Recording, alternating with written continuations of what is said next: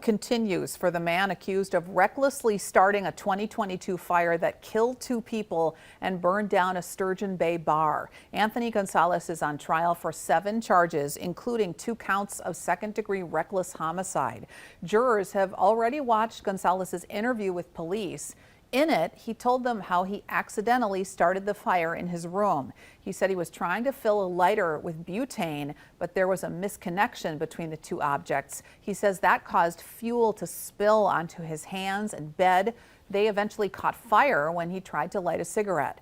Today, the jurors watched several videos where investigators ran tests using a lighter and butane. Investigators tried to replicate Gonzalez's actions to verify his testimony and try to determine the cause of the fire. What did you learn from this test? We learned that the fuel that came out of the canister at that time was both a liquid and a vapor, consistent with what Mr. Gonzalez had indicated. However, in order for it to be consistent with his statements, it would have had to have been in a downward orientation, consistent with what he said. Testimony continues this afternoon in Door County Court. We'll have the latest for you tonight on Action 2 News. We have a crew in the courtroom. The trial is expected to last into next week.